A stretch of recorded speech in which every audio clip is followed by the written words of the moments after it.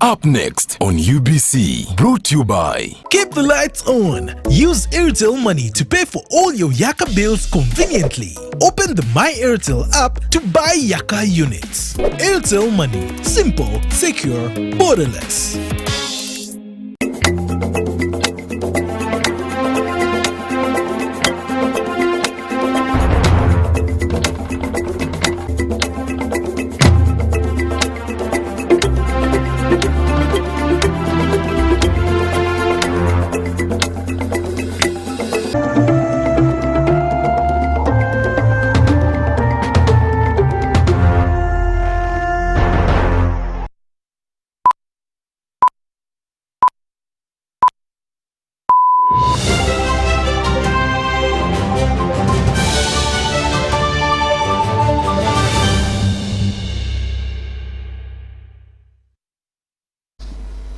A very good evening to you all. It is exactly 8 p.m. this 13th day of November 2021. Welcome to the UBC News Tonight. With me, Wadulo Mark, Arnold and Mugalo Muhammad on sign language. We're pleased and thank you for joining us. Let's take a look at the headlines.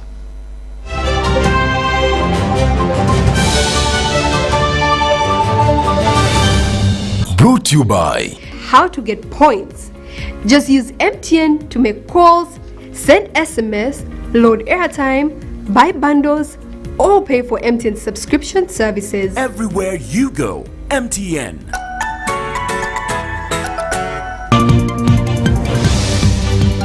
Two shots dead in Jinja. Child beheaded in Zimbabwe.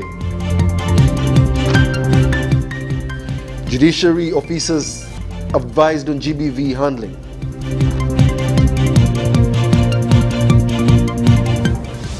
Haji Omar Mandela is the new sports club Villa president. And Uganda beats Zimbabwe 74-47 in Netball Africa Cup.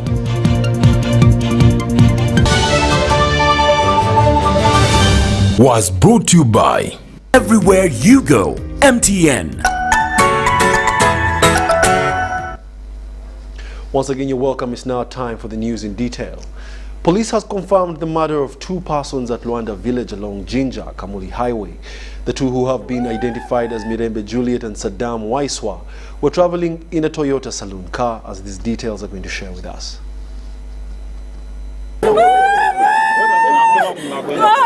Two people have been gunned down in Jinja district last night.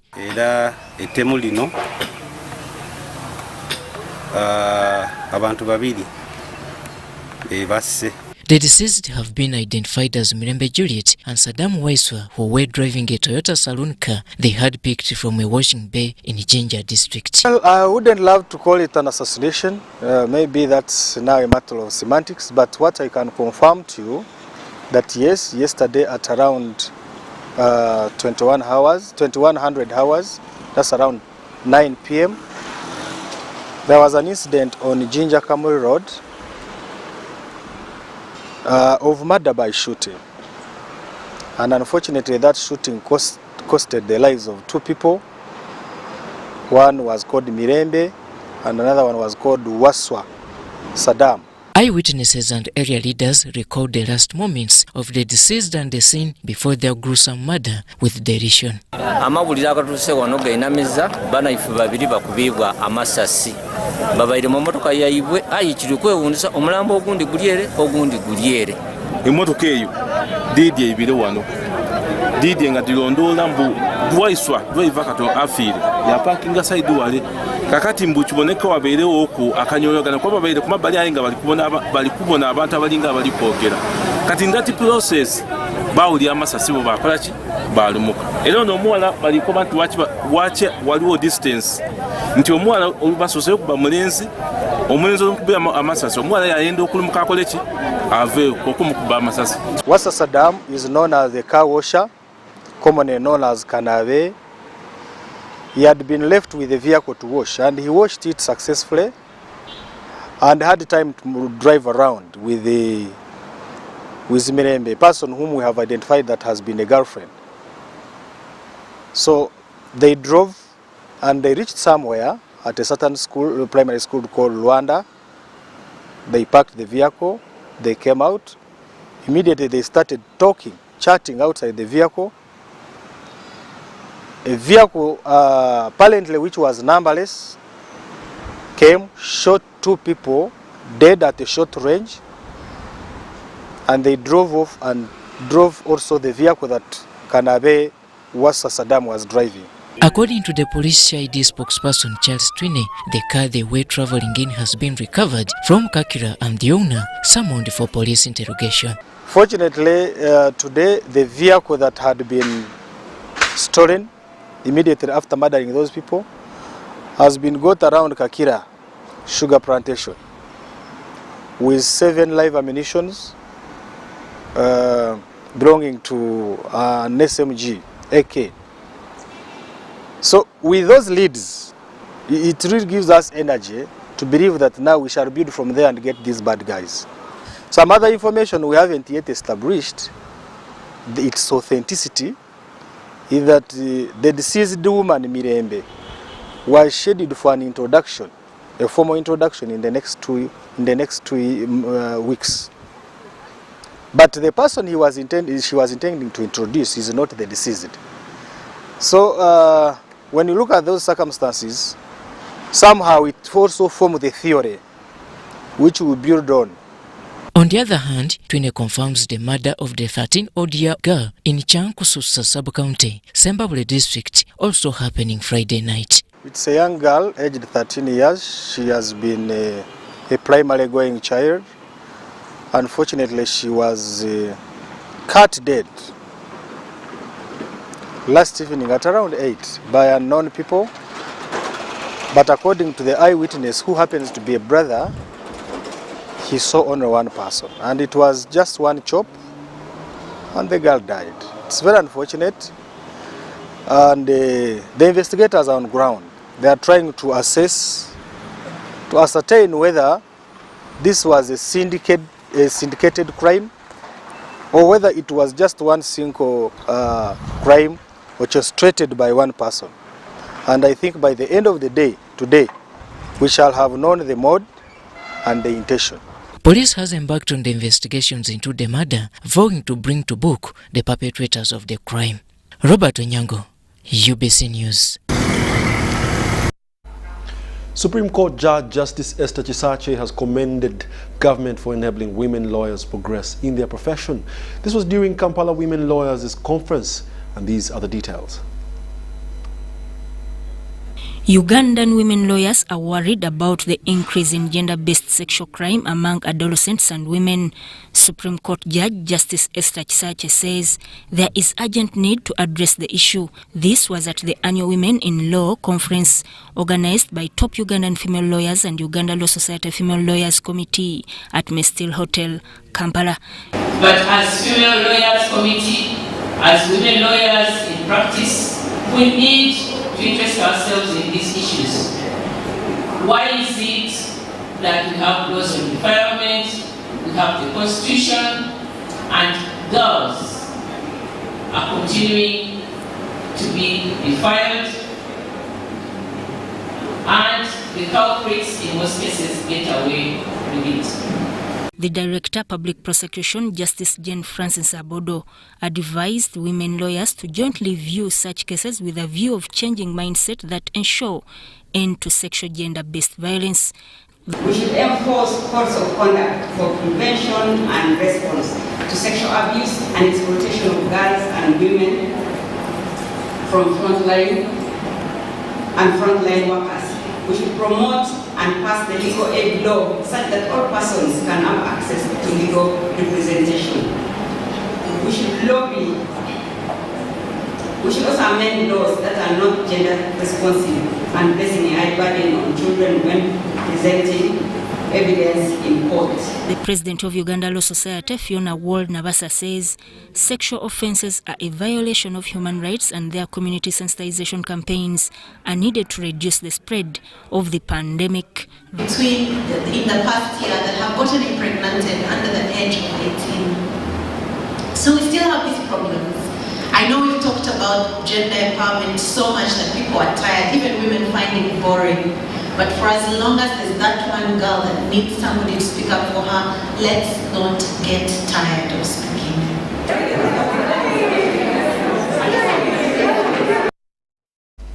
Uganda National Roads Authority has promised government's commitment to tarmac and construct roads to first-class Maram in Greater Luwero District. This comes as a result when the Minister of State for Higher Education, Dr. John Chrysostom Muyingo, visited the Luwero UNRA station and was told by the manager, Frank Rutebaruka, that preparations are in full gear to begin the real construction works on these roads.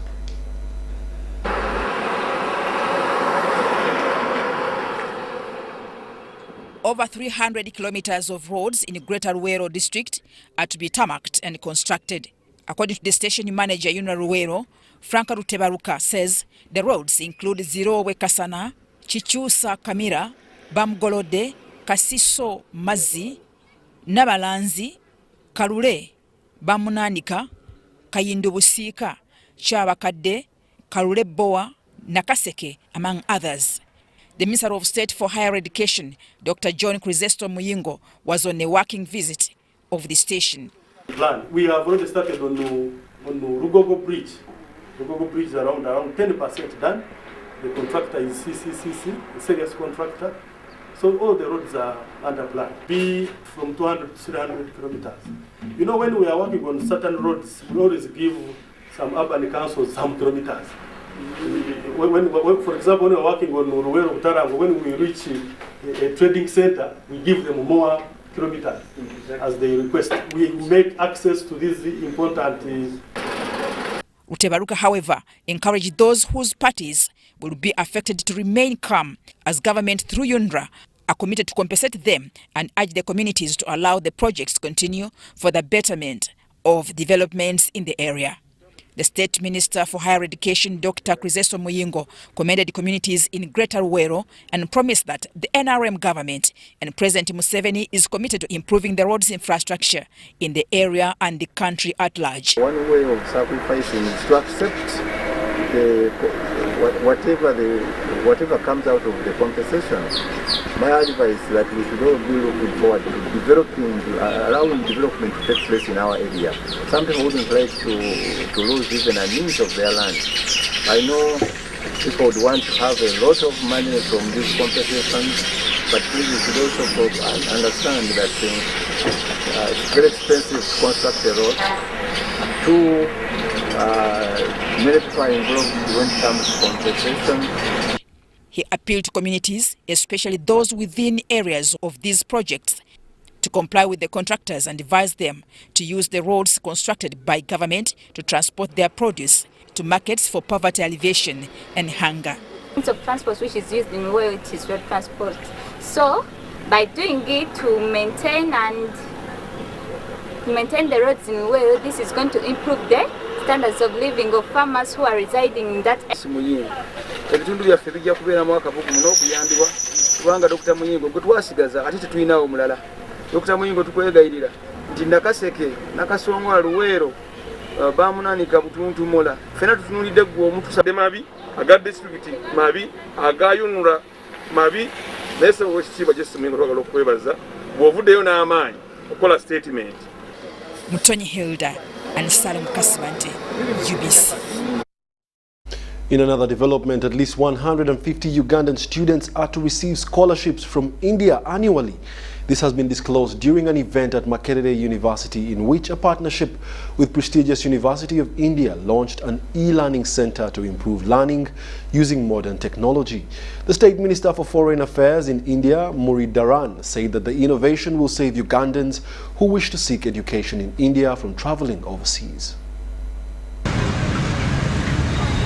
The education sector is one of the sectors that has been hit by the COVID-19 pandemic.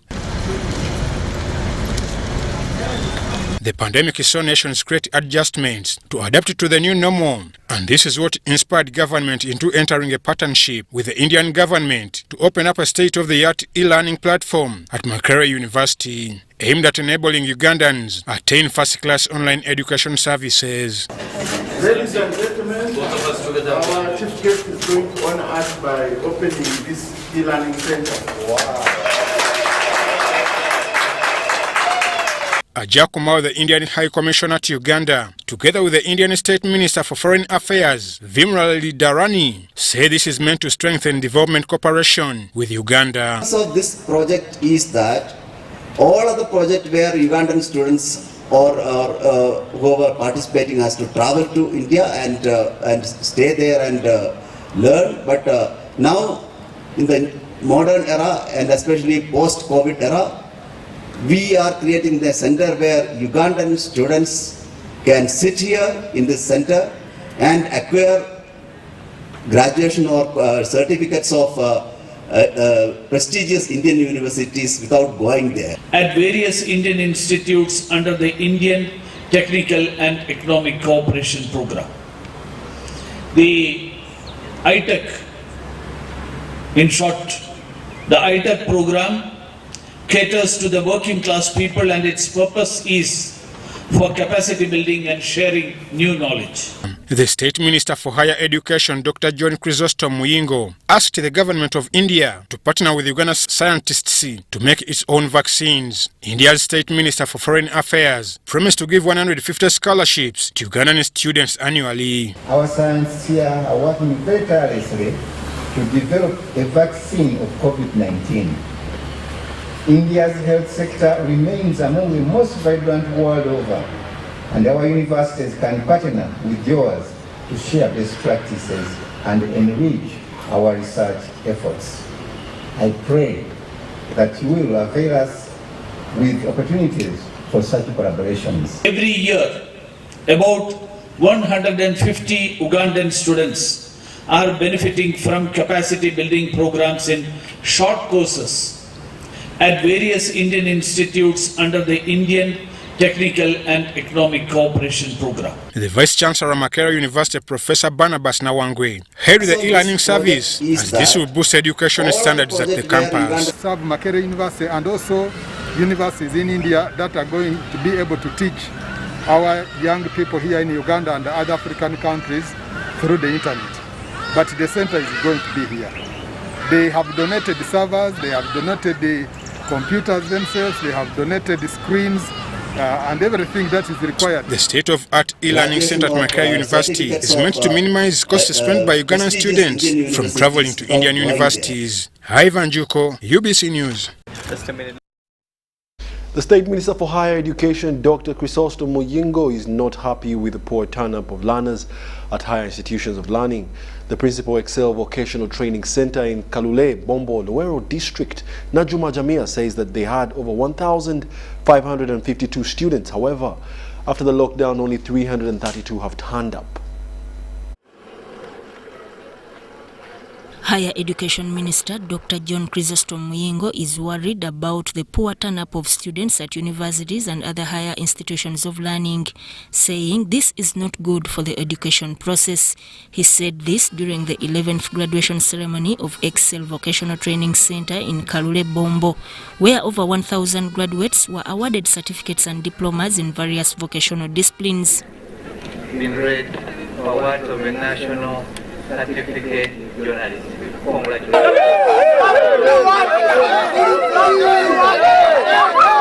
The minister also launched the construction of a 3-story structure codenamed Dr. Muyingo Complex at the institute and later toured the institute's premises and promised to support them. Dr. Muyingo encouraged graduates to utilize the skills and knowledge attained to be job creators rather than job seekers.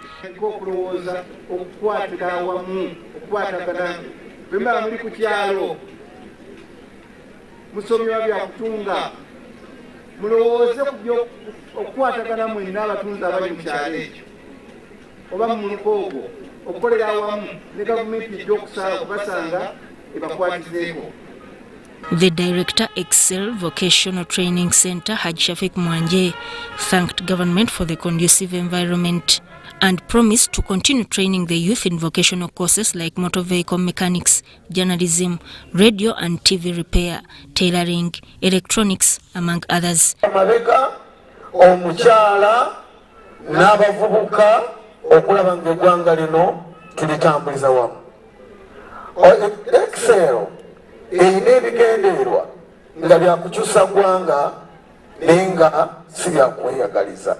The principal, Excel Vocational Training Center, Najuma Jamia, attributed the poor turn-up of students to possible pregnancies and parents' failure to raise tuition.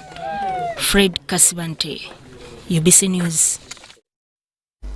The government chief whip, Thomas Tayebwa, has pledged government support to the people in the diaspora's access and acquisition of national identity cards, passports, among other identifications.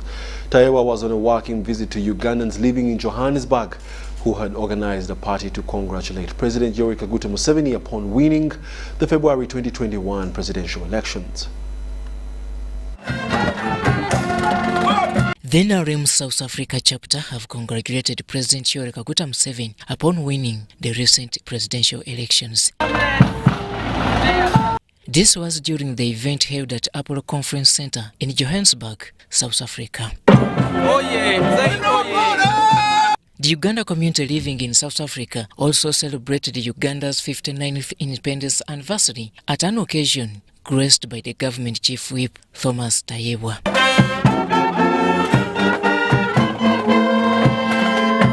The Presidential Advisor on Diaspora Affairs, Ambassador Abe Walusimbi, and the Ambassador of Uganda to South Africa, Kintu Nyago, Fred Opolot, among others, were in attendance. Examples of political leaders from the diaspora became their country's leaders.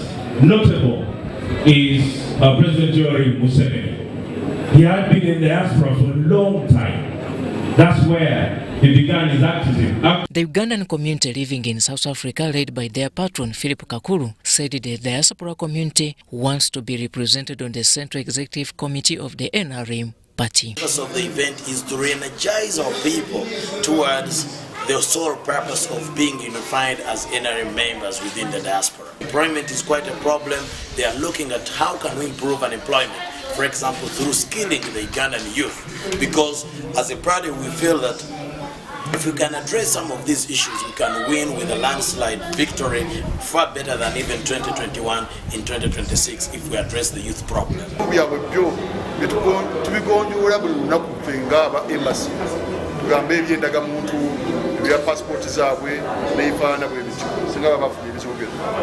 In his address, Thomas Tayebwa commended the NRM South Africa chapter for their love towards the NRM party and pledged the government's support. Biometric machines, then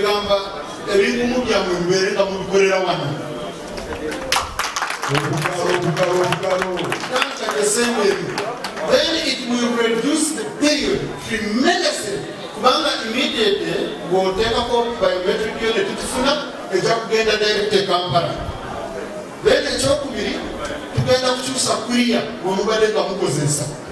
Tugenda kumuchusa, ambassador, tugenda kwenye minister, tugenda kumuchusa, tutekeko kuria umurara, passports za mumbere bamuzifuna, tugende at least 2 to 4 weeks. The chairperson NRM party in South Africa, Ismail Luzige, urged members to keep up the spirit, love and trust for their party for a better future. President the father of the fatherless, the father of the nation, our loved one, the father of those who are seeking refugee, we love him. The Presidential Advisor on Diaspora Affairs, Haji Abe Walusimbi, called for unity among members to avoid splitting the mighty party.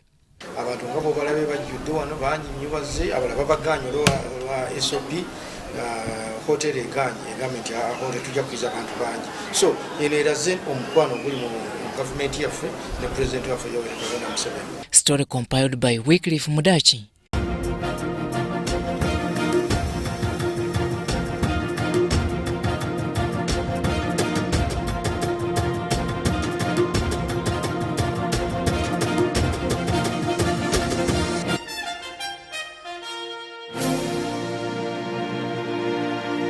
Hello and welcome to this week's episode of the Weekly Business Roundup. The highlights for tonight: Tanzania and German business delegations eye Uganda to grow their trade. Domestic tourists boosting tourism revival in Jinja.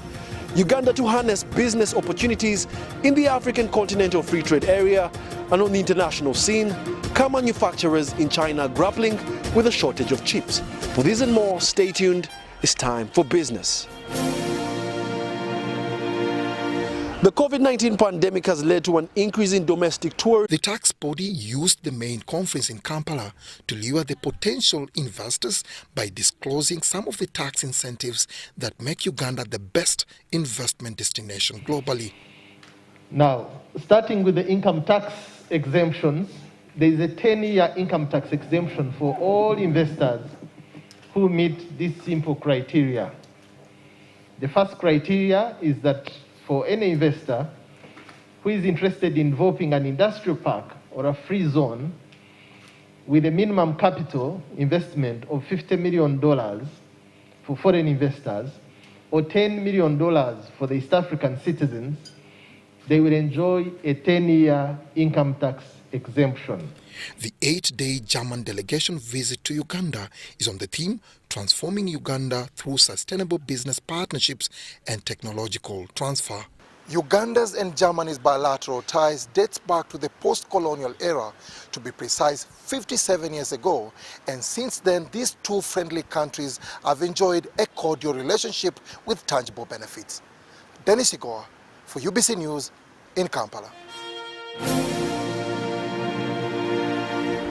A delegation from Tanzania's transport and logistics sector have been on a mission to boost trade ties and increase export and import traffic through the Central Corridor. The team was led by Eric Benedict Hamisi, the new Director General of Tanzania Ports Authority. The principal objective of the meeting between Uganda's and Tanzania's top officials in the transport and logistics sector is to lay strategies geared at ensuring the smooth and seamless movement of import and export traffic. We have a number of improvements that have been done in the Central Corridor, and we have a massive investment that have been done in our Dar es Salaam port. And we are now able to handle a sizable cargo. We have installed capacity to handle roughly 30 million tons per year right now, and both containerized cargo and general cargo. And a lot more is in the pipeline to ensure that the port and the TRC and the other stakeholders improve their services, because as a customer, your interest is low transport cost and efficiency. That is all what we are all geared to. All the entities involved recognize the need of service providers and stakeholders to operate jointly for efficient handling of goods shipped through the Dar es Salaam port to Kampala and from Kampala to Mwanza through the multimodal Central Corridor route. We have started railing fuel, about 6 million liters of fuel per month from Dar es Salaam to Kampala. For all this period we have railed this fuel, we've not had a single derailment, a single capsizement. So it shows how effective and efficient this route is. We are going to make you very busy, which is good for the East African community, which is very good for regional trade, which is very good for trading even beyond our borders of the East African community. I'm very certain we have a number of farmers gearing up so much to add value and export coffee, beverages, minerals, name it. The delegation, comprising of officials from Tanzania Ports Authority, the Central Corridor Transit Transport Facilitation Agency, Tanzania Private Sector, the Tanzania Marine Services Company and the Tanzania Railway Corporation toured the Roofings Rolling Mills plant at the Namamve Industrial Park. We respect so much the volume of cargo imported into Uganda from various ports, and we are now trying to come up with a solution which will be on a win-win situation for the Uganda business community and the Dar es Salaam port in general. Central Corridor has various players, but we all work as a team in order to ensure that the route delivers to meet the expectations of our clients. That's why we are here as a team. Currently, it takes at least 4 days for cargo to leave the port of Dar es Salaam in Tanzania to the Port Bell in Kampala, both on rail and water. The high-level trade and business delegation from Tanzania comes at a time when the Central Corridor route is attracting significant cargo traffic. Dennis Igoa for UBC News in Kampala. As the Ministry of Works and Transport strives to reconsolidate administration of its agencies through a cabinet decision, the Business Roundup team interacted with the Minister of Works and Transport, General Edward Katumba Wamala, who shares insights on various developments within the transport sector.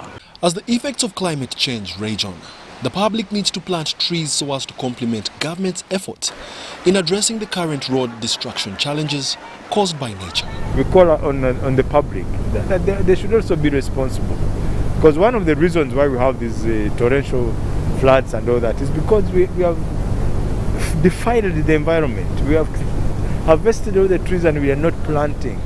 For railway transport, Uganda National Roads Authority, UNRA, has gazetted railway reserve to 50 meters apart from private land.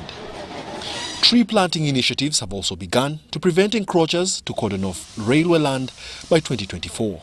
The agencies now responsible for those infrastructure facilities have actually started marking their what we call the reserve, the road reserve and also the railway reserve. If you have been observant, you'll find that there are so many UNRA posts which are showing UNRA. So if you come in forward of that, then you're violating the reserve. The minister also maintains that the charges to access Entebbe Express Highway had always been in plan, but were only delayed due to the lack of a law and a tolling service provider. We lacked local capacity to do the tolling. We had to engage a foreign private firm, Aegis, it's a French firm, which is going to do operations and maintenance. Among the things they're going to provide, they're going to light the road, they're going to provide the emergency ambulance services, they're providing security, they provide towing facility in case your vehicle breaks down. So the question was, people are saying, why am I paying when I've paid taxes? These are the services you're paying. You're paying for the services. Merging of all the government agencies under the Ministry of Works and Transport is one way of avoiding duplication of costs. And government also really believes that it is ready to take on some of these agencies back. This was a decision made by government through cabinet after realizing that I think there was a lot of duplication in government. You have a ministry, then you have an agency, which is more or less running the same things. Now, if the problem was poor pay, why don't you address the problem of poor pay? And then you have the ministry running. The issue of bureaucracy and delays, this is a matter which is even the agencies have been facing the same. This has been mainly because of the PPDA law. Government estimates to save over 900 billion Ugandan shillings should all the intended mergers take effect. Wadulo Mark Arnold, UBC News in Kampala. Government of Uganda is laying strategies geared at leveraging the African Continental Free Trade Area for economic prosperity.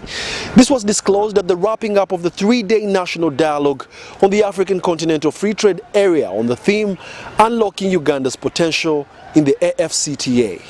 The hybrid national dialogue on the African Continental Free Trade Area gave a clear picture on the challenges and opportunities of a wider market for the locally manufactured products. Because there is evidence that investment in production of goods and services can effectively be led by the private sector if government creates an enabling environment for them to thrive.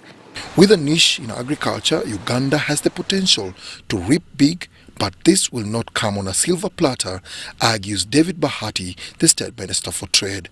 We have a GDP of 3 trillion. That is what we are talking about. So whatever you are producing, don't produce in a very limited. Change your mindset. Change the orientation to focus on the continent. Emphasis is placed on improving production and competitiveness in the manufacturing sector while building a robust and integrated value chains in agriculture, tourism, mining sectors with a focus on integrating local economic actors. Production must be increased to match what the market requires.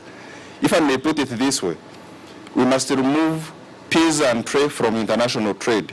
Say that I will produce, consume part of this, what remains, I look for a market for it. No. African countries should consider, in addition to African Continental Free Trade Area trade agreement, to support immediate trade facilitation measures like quick wins, prompt continental customs, clearance, rapid implementation of WTO trade facilitation agreement, and more fundamentally, address facilitation along corridors. However, there is a query on the country's capacity to unlock its potential in the trading bloc when wrestling with high cost of money and a banking sector cautious about taking risks. Finances are very, very, very costly. If you are talking about an interest of 18, and my colleague said that most of the manufacturing loans are short-term loans at 18-20%. Let's run away from the tendency of just saying that banks are overpricing. Banks are pricing risk that they see. Okay, banks review financials and then they allocate a risk grade which attracts a certain pricing. After a severe impact on regional and international trade by the COVID-19 pandemic, the African Continental Free Trade Area could be one good way to bring back the perspective, positioning the prospect of recovery in homegrown solutions by giving exports a significant boost. The African Continental Free Trade Area, the world's largest free trading bloc, presents an immense business opportunity for Uganda.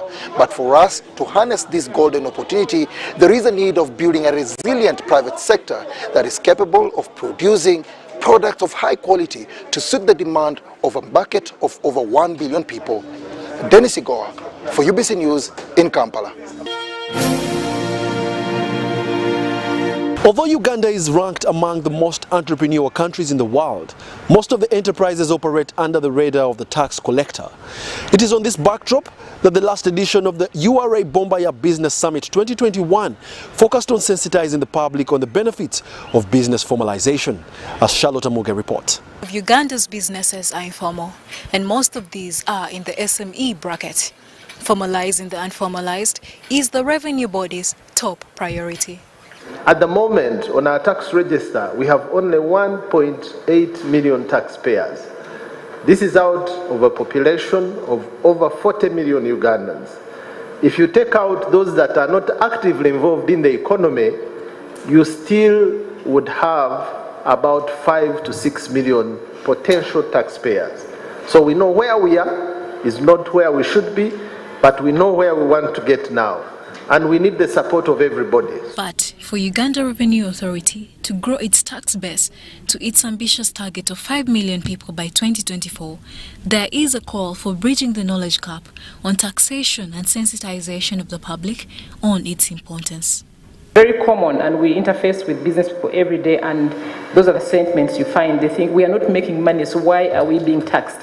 And I think that, and I'm glad that URA is actually focusing so much on building, sensitizing and building. The URA Bombaya Business Summits are lauded for bringing the tax body and taxpayers on one table to discuss pertinent issues such as business formalization, digitalization of URA services, taxation, and the relevance of public and private sector partnerships in driving national development agenda. So as URA, we will be part of this journey of partnership, of teaching and engaging our citizens and all potential taxpayers to formalize their businesses, with a strict pledge that we will never tax you when you have not earned. You can formalize, run your business, and you'll not pay a penny of tax if you have no income. Several suggestions were made by the panelists on how the Revenue Authority could gain the trust of small and medium enterprises and foster voluntary registration. I'm talking about providing some time within which a company can start paying taxes. For instance, you can say you can only start paying after probably 2-3 years of your registration. But the women need patience, but they respond once they understand. So it's the messaging that we need to change, it's the packaging, it's that outreach. We also depend a lot on referral. When one woman gets information clear, they refer the other. And I think that has been the trend that in the last 3 months, we are seeing many women registering their businesses. Bombaya Business Summit 2021 has come to a conclusion. However, It remains to be seen whether its impact will be felt on ground on a short or long term. Charlotte Amuge for UBC Business. Civil society organizations have raised accountability concerns on the management of COVID-19 related relief funds globally. Findings by Uganda Debt Network show that none among 120 countries surveyed appropriately accounted for the COVID-19 funds between December 2020 and January 2021. Civil society is imploring government to benchmark successful countries in managing COVID-19 funds. Uganda as a country just needs to work on our accountability and transparency processes as far as managing resources are concerned, and we need to go past the bulk way of presenting resources, break them down so that we create more credibility and trust in our system as a country. In Uganda, despite budgeting for the pandemic's relief measures, government failed to adopt sound accountability measures, leaving questions of if funds were ever meant to be audited.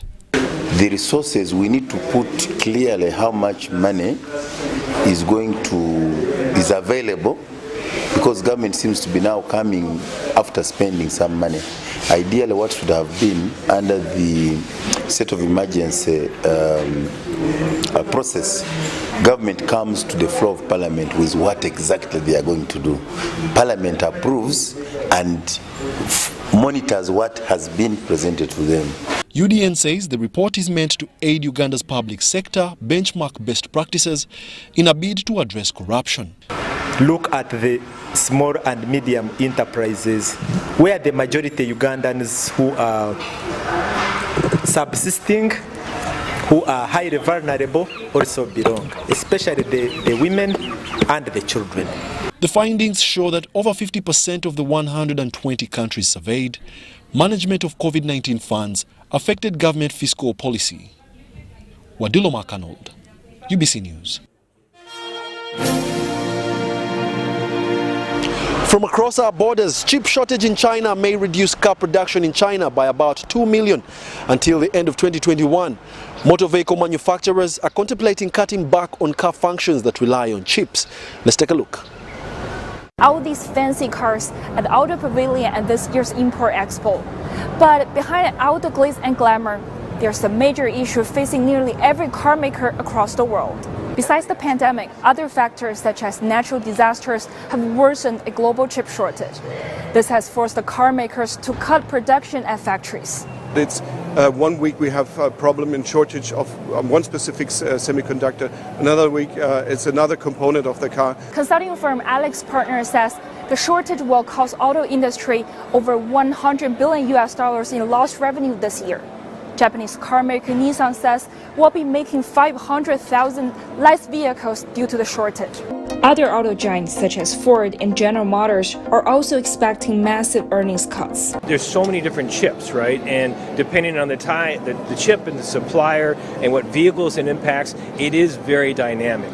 To adapt with the global shortage, some car makers have moved the chip making in-house. Others are cutting back on car functions that rely on chips, such as navigation systems and screen displays.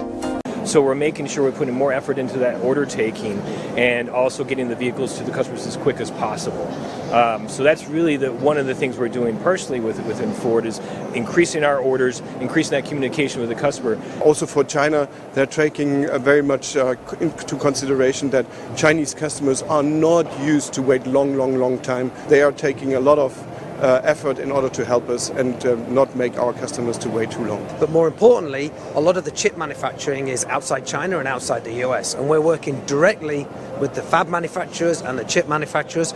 We're also working with the governments in those countries to get the workforces vaccinated so we can get the plants back to work when they've got problems with COVID. While automakers fear that a lack of chips will likely remain a problem, they say consumers can still expect to get their cars sooner than anticipated.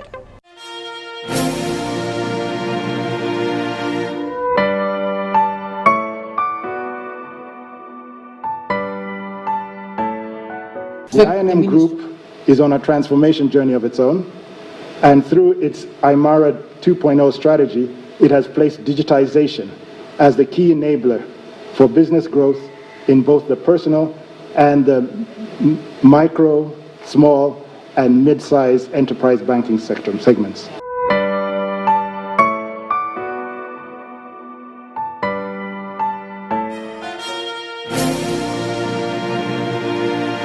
The Soroti Fruits Factory has technically commissioned its new mango juice production line. Commissioned in 2019, the multi-billion shillings fruit factory is already impacting positively on livelihoods. Let's take you through the juice manufacturing process in our Sounds of Business.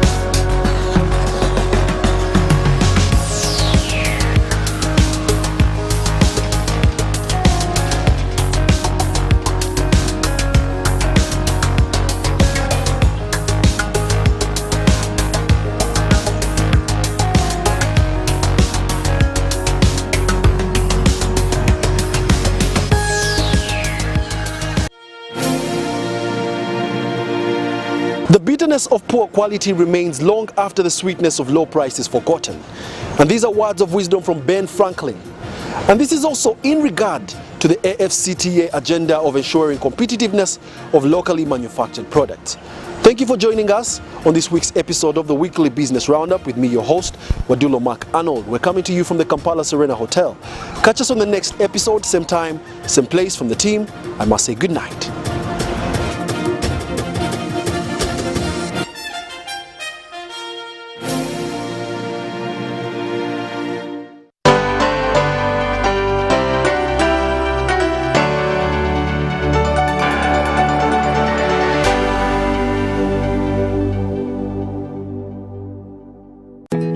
Grow together with one of Uganda's largest companies. Apply for MTN shares for as low as 100,000 Uganda shillings. And when you apply using MTN Mobile Money, you get 10 free extra shares for every 100 shares you apply for. Dial *165 *65 hash or use the MyMTN app to apply. Dead in Jinja, child beheaded in Zimbabwe. Judiciary officers advised on GBV case handling. Haji Omar Mandela is new sports club Villa president. And still in sports, Uganda beats Zimbabwe 74-47 in Netball Africa Cup.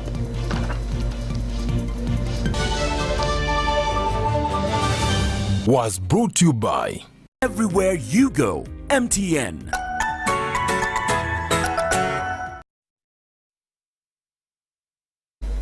Once again, thank you for joining us. We now give you the news in detail. To start off, police has confirmed the murder of two persons at Luanda village along Jinja, Kamuli Highway. The two, who have been identified as Mirembe Juliet and Saddam Waiswa, were traveling in a Toyota saloon car. Let's take a look. Two people have been gunned down in Jinja district last night.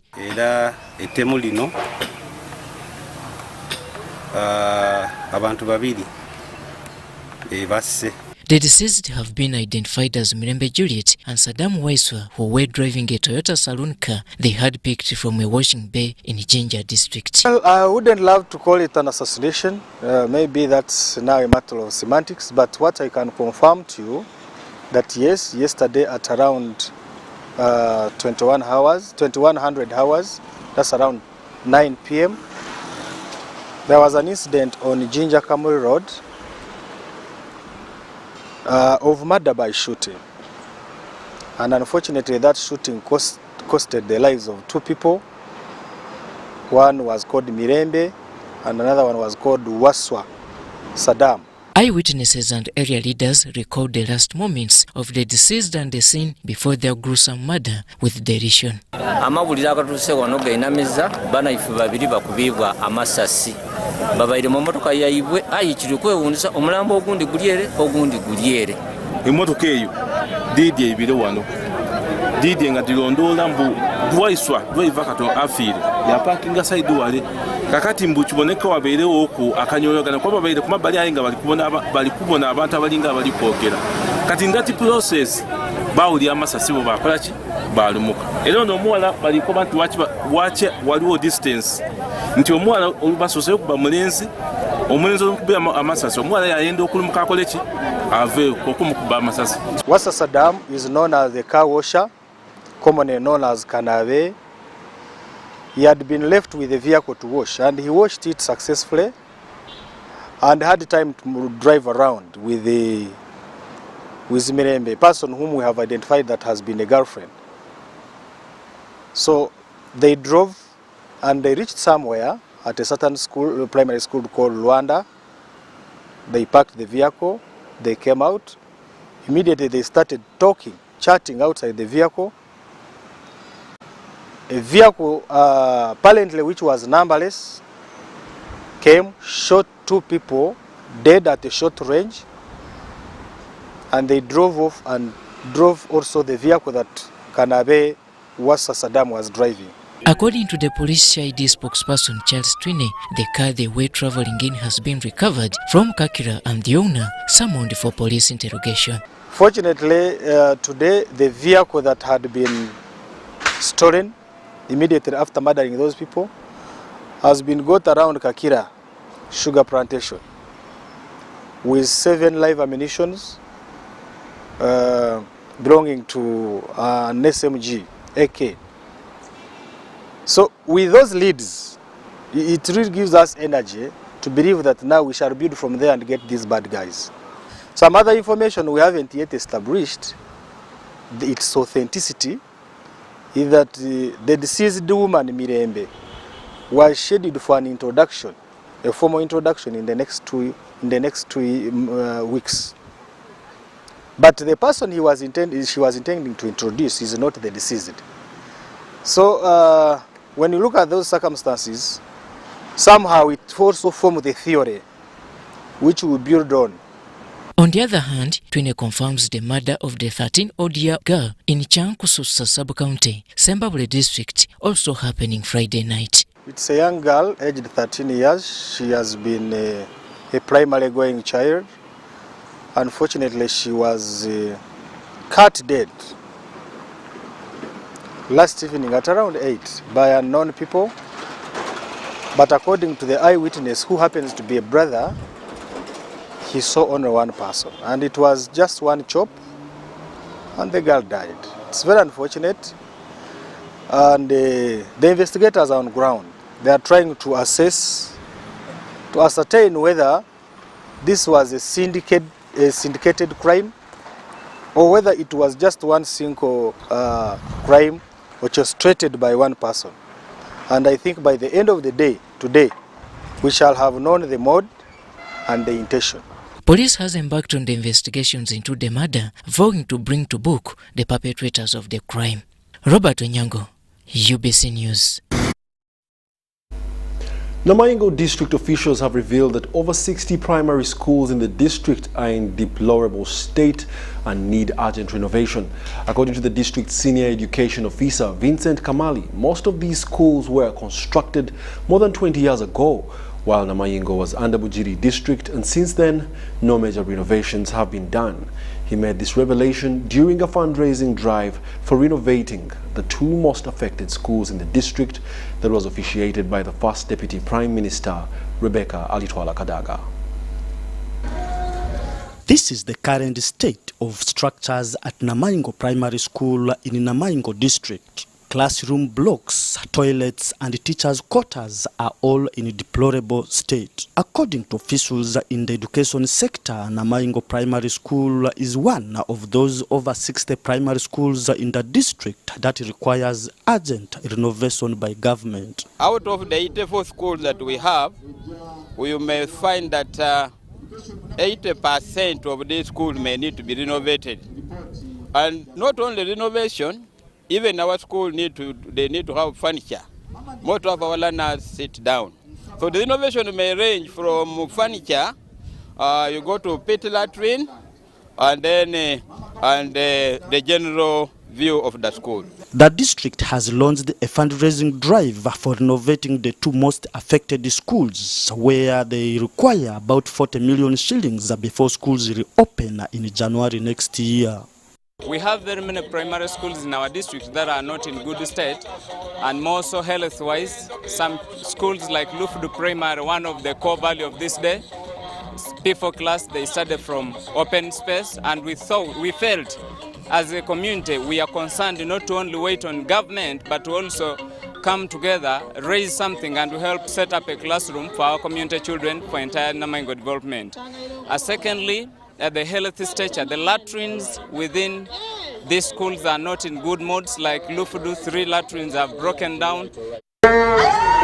During the fundraising launch, the first Deputy Prime Minister, Rebecca Alitwala Kadaga, offered 5 million shillings in cash and pledged 1,000 iron seats. We agreed as leaders to improve the education under the Busoga Education Initiative. So we took the teachers for retraining from those bad schools, and in 2019 the results had improved drastically. They were no longer among the last 22 in Uganda. But it was not enough. Even now the needs are still there, especially in the islands. Lack of access, not enough teachers. So we've come again to run. This is the second marathon. The first one we were in Busia about 3 years ago. We were running for health. We raised money to repair and furnish some health centers, both in Busia and in Namayingo. And then now we have come to run for education, specifically for Namayingo district. That's why I came today.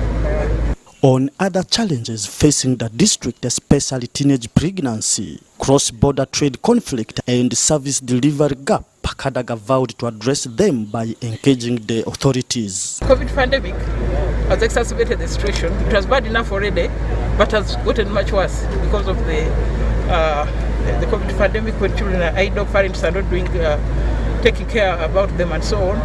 So we've got to pay special attention to, especially the island districts, because their life is not a simple one. There are a lot of hardships, there are a lot of needs. So we need to pay more attention to Namayingo. Over 15 million shillings was raised during the event that kick-started with the marathon. Philip Aguta, UBC News in Namayingo district. Supreme Court Judge Justice Esther Chisache has commended government for enabling women lawyers progress in their profession. This was during Kampala Women Lawyers Conference. Let's take a look at these details. Ugandan women lawyers are worried about the increase in gender-based sexual crime among adolescents and women. Supreme Court Judge Justice Esther Chisache says there is urgent need to address the issue. This was at the annual Women in Law conference organized by top Ugandan female lawyers and Uganda Law Society Female Lawyers Committee at Mestil Hotel, Kampala. But as female lawyers committee, as women lawyers in practice, we need to interest ourselves in these issues. Why is it that we have laws on environment, we have the Constitution, and girls are continuing to be defiled, and the culprits in most cases get away with it? The Director, Public Prosecution, Justice Jane Francis Abodo, advised women lawyers to jointly view such cases with a view of changing mindset that ensure end to sexual gender-based violence. We should enforce codes of conduct for prevention and response to sexual abuse and exploitation of girls and women from frontline workers. We should promote and pass the legal aid law such that all persons can have access to legal representation. We should lobby. We should also amend laws that are not gender responsive and placing a high burden on children when presenting evidence in court. The President of Uganda Law Society, Fiona Ward Nabasa, says sexual offences are a violation of human rights and their community sensitization campaigns are needed to reduce the spread of the pandemic. In the past year that have gotten impregnated under the age of 18. So we still have these problems. I know we've talked about gender empowerment so much that people are tired, even women find it boring. But for as long as there's that one girl that needs somebody to speak up for her, let's not get tired of speaking.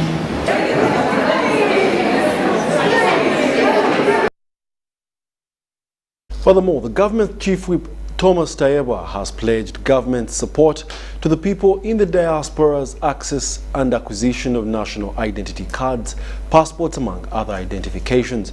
Tayewa was on a working visit to Ugandans living in Johannesburg, who had organized a party to congratulate President Yoweri Kaguta Museveni upon winning the February 2021 presidential elections.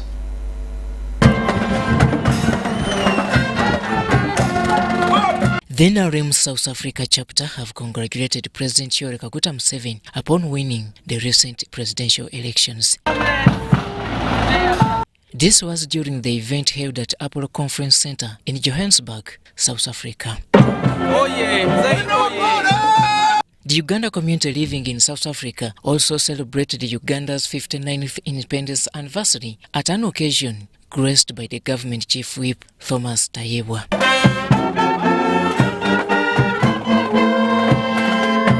The presidential advisor on diaspora affairs, Ambassador Abe Walusimbi, and the ambassador of Uganda to South Africa, Kintu Nyago, Fred Opolot, among others, were in attendance. Examples of political leaders from the diaspora became their country's leaders. Notable is President Yoweri Museveni. He had been in the diaspora for a long time. That's where he began his activism. The Ugandan community living in South Africa, led by their patron Philip Kakuru, said the diaspora community wants to be represented on the Central Executive Committee of the NRM party. The purpose of the event is to re-energize our people towards the sole purpose of being unified as NRM members within the diaspora. Employment is quite a problem. They are looking at how can we improve unemployment, for example, through skilling the Ugandan youth, because as a party we feel that if we can address some of these issues, we can win with a landslide victory far better than even 2021 in 2026 if we address the youth problem.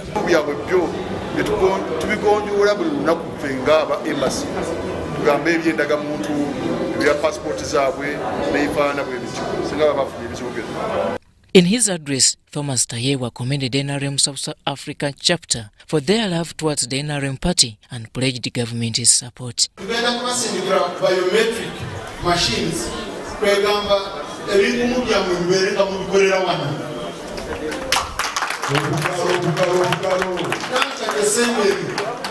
it will reduce the period tremendously.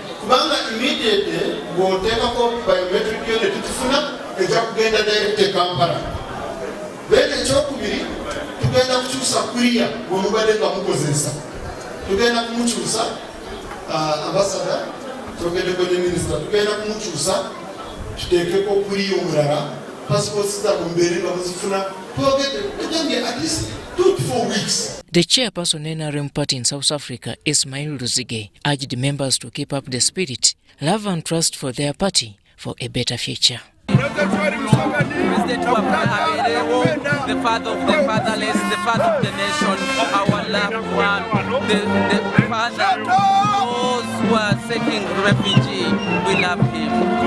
The Presidential Advisor on Diaspora Affairs, Haji Abe Walusimbi, called for unity among members to avoid splitting the mighty party.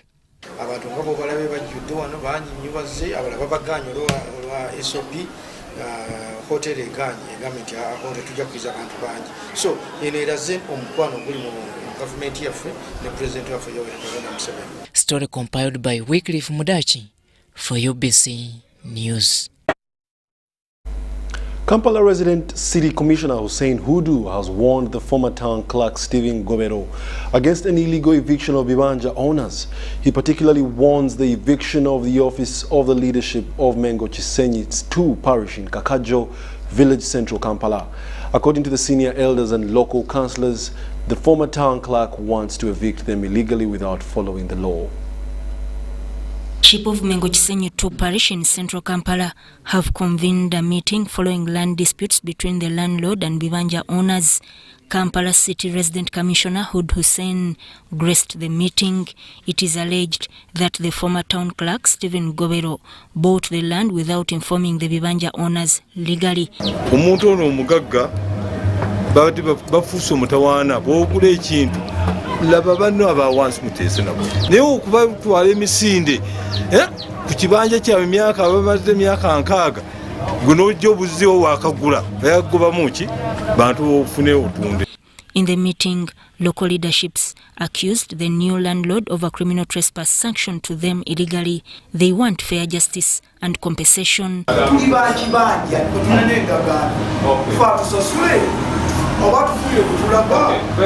Tetulina sente neemu ze twakwata nti ffe twazimba ekizimbe tisife ab'okuvunaana muwongeye b'okuvunaana.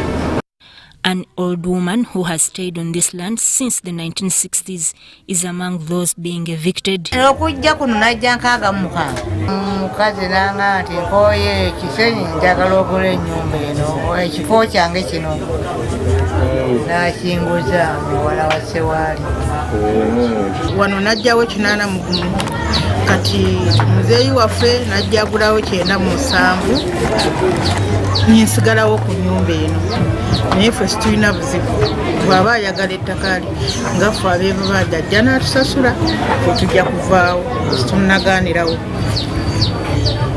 In his observation, the resident city commissioner says the issue will be resolved amicably without any illegal eviction. So what is now important is for the 2 parties to sit together and agree on the mode of compensation in case they reach that stage.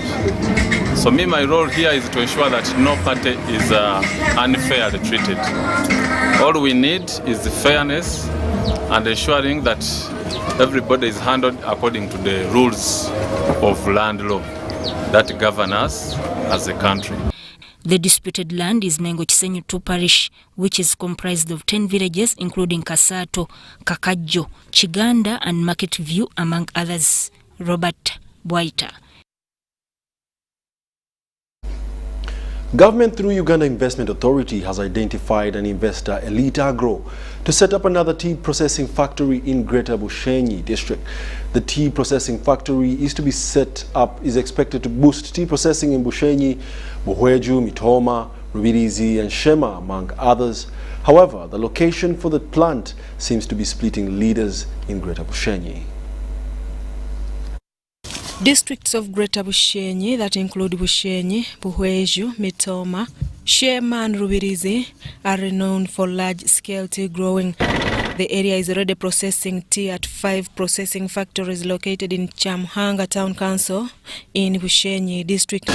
Through the industrialization agenda, government has identified an investor who is going to set up a modern tea processing factory in the region. The investor was sourced from Dubai, where Uganda Investment Authority signed a deal worth $50 million with the Dubai-based company Elite Agro to establish a tea processing factory in Greater Bushenyi. And they have already come into Uganda to say we want to set up a factory here for tea, specifically add value to the tea and evacuate it to the United Arab Emirates, which is a market, a very, very big consuming market for tea. So Bushenyi and Greater Bushenyi, if you will, is one of the areas that produces a lot of tea that would want to get the value addition and evacuation. Although Bushenyi would be strategic for the factory, the district already has other tea processing plants. This caused a disagreement between leaders from Greater Bushenyi on the location of the factory. The reason such a big tea factory should be in Buhweju, it is Buhweju among the 5 districts of Greater Bushenyi that has more tea leaves. The tea factory actually should be developed in Mitoma, because Mitoma currently we have the tea leaves, which can fill this factory. Bushenyi district qualifies to have it because one, it is centrally located, secondly, it has a lot of tea. That's why even we are having more than others, because all the sub-counties in Bushenyi district grow tea, unlike others. They now want a technical committee established to guide on where the factory should be located, as per the guidance of the Minister of Agriculture, Frank Tumwebaze. That's why I had to have a meeting for all of them together. Where for them they are concerned about where it should be, that's not really a problem. Even if it's in Bushenyi or Buhweju or somewhere in the middle, as the technical consultants will decide, the main point is to really create a bigger processing unit for the entire tea growing chambers in this area. The establishment of another tea processing plant in the region is however expected to solve the problem of excess green leaf left unprocessed at collection centers due to pressure on available processing factories. Susan Naong and Ambrose Muhumuza reporting for Ubc TV. African Bible University has unveiled Professor Abu Jeremiah as the new Vice-Chancellor. The ceremony coincided with the 13th graduation ceremony of African Bible University in Dubois. If you trust and you do bad, African Bible University is to cooperate with National Council for Higher Education to align its syllabus. We're updating our courses to make sure they best fit the situation here in Uganda. We want to make sure, with some collaboration with the National Council of Higher Education, along with a number of consultations, that we have degrees that fit very well the needs of the industries that's here, our ministry partners, and of course especially the students who trust us with their education. This was disclosed during the 13th graduation ceremony of African Bible University, Lubowa. The graduates were reminded that they belong to the kingdom of God and should anchor their faith in Christ despite challenges they face. The moment you leave here, the world is going to begin darkening you. They will throw stuff at you to block you. And those are the things we must be careful about.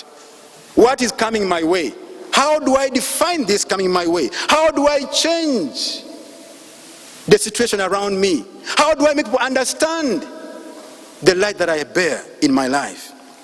So being the light and being the salt comes with a responsibility that you are going to forego certain things. You are going to be out there in the world which is full of competition.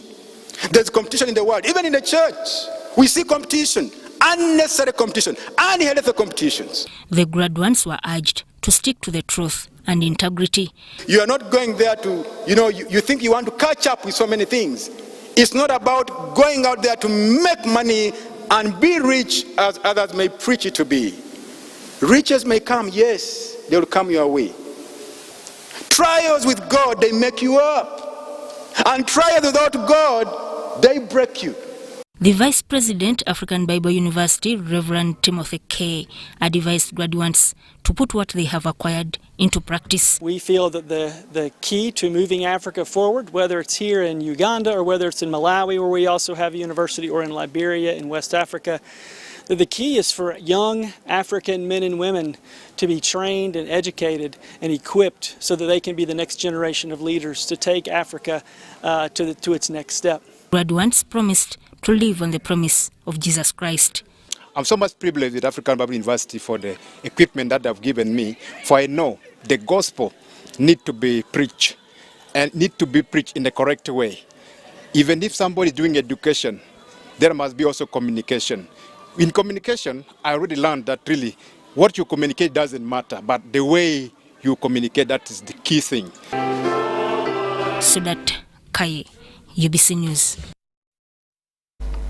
The Ministry of Gender, Labour and Social Development wants to introduce a youth service scheme aimed at empowering young people with social skills. This was disclosed by the Assistant Commissioner in the Department of the Youth and Children Affairs in the Ministry of Labour and Social Development. Uganda's population is dominated by young people, constituting close to 34.8%, implying that a lot of efforts needed to turn them into responsible, useful and productive citizens. However, the COVID-19 pandemic has had far-reaching impact on the lives of young people due to the continued closure of schools. Many teenage pregnancies and early marriages have been registered in the last 2 years. It does annoy us to see that when children are at school, they have been a little more safer. When they're in their own homes, where they are supposed to be living more secure, that's where a lot of pregnancy is taking place. Meaning that our mothers, our fathers are not really parenting. All we have to do presently, with the increasing number of teenage pregnancies, increasing number of gender-based violence, youth with HIV and school dropouts, what is lacking is sensitization. We think, as the National Youth Council, that if the youth deep down in the villages could be informed of what should be done, we would not have this in place. Most of them are not aware of what to do, when and where to go for help. The Ministry of Gender, Labour and Social Development wants to introduce the youth service scheme aimed at empowering young people with social and development skills. This was disclosed by the Assistant Commissioner in the Department of Youth and Children Affairs in the Ministry of Gender, Labour and Social Development, Mondo Chateka, during the National Youth Dialogue on Sexual and Reproductive Health Rights in Kampala. We are working on a national youth service scheme. The National Youth Service Scheme is, among others, intended to give ideological direction to the young people, but also work on the issue of mindset, but also knowledge of the country. The Ministry of Gender, Labour and Social Development has, however, advised parents to be more responsible in the parenting role by guiding and protecting their children. Adiana Kuti, UBC.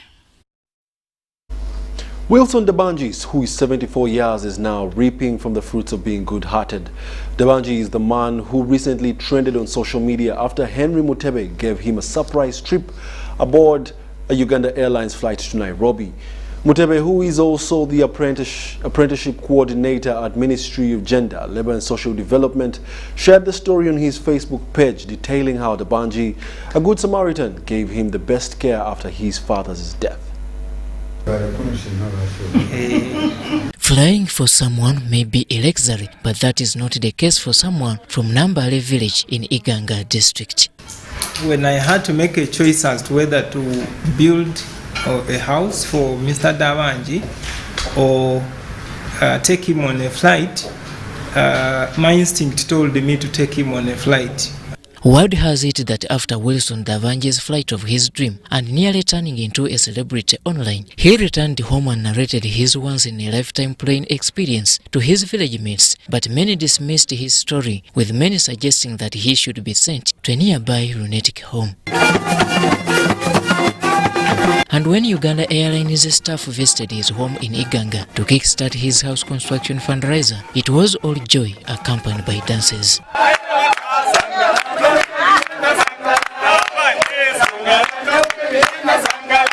The visitors were led by Henry Mutebe, who Dabanji helped over 20 years ago while in school. After the flight, when we came back to Uganda, Uganda Airlines said they want to help me to do a fundraising so that we can build for him a house. After a memorable flight to Kenya, Mutebe, together with Uganda Airlines, decided to launch a fundraiser to help build for Dabanji a modern and decent house. We followed him up. He presented the pictures of his home. We said it will not only stop on the upgrade from economy class to a business class. We said we should follow him up to his home. After realizing that the house was not really in a good condition, we decided as Uganda Airlines to join Mr. Mutebe Henry to change and build a house for Mr. Ndabanji and Rebecca.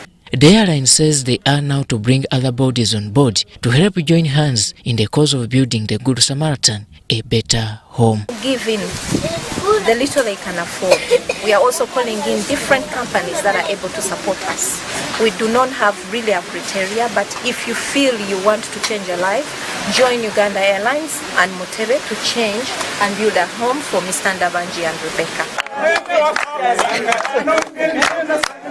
Robert Onyango and Samuel Senuno for UBC News. Roadside vendors are among the category of people that have suffered the impact of COVID-19. This is due to the reduced demand of their commodities, most of which are perishables and include roasted meat, maize, yellow bananas, fresh fruits and soft drinks. Most customers do not buy the bites and drinks and non-food items out of fear of contracting COVID-19 and the associated curfew.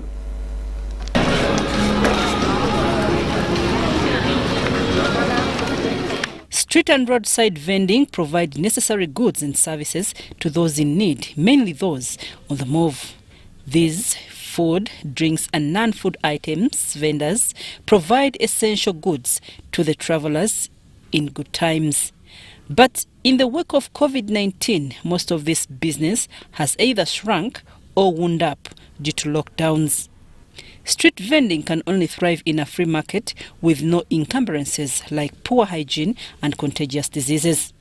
Vending is also a skill that calls for resilience and firmness. It is a Joakali kind of hustle that requires passion and resolve. To benefit from vending, one has to be quick-paced, a splinter and all-weather because it is a business done in the open with clients being those on the move.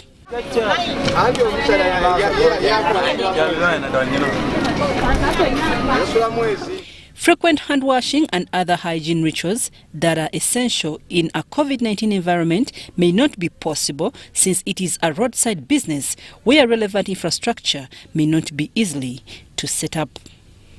There is obviously inadequate water supply, sanitation and hygiene facilities, and therefore washing hands is futile unless urban authorities provide the means to do it.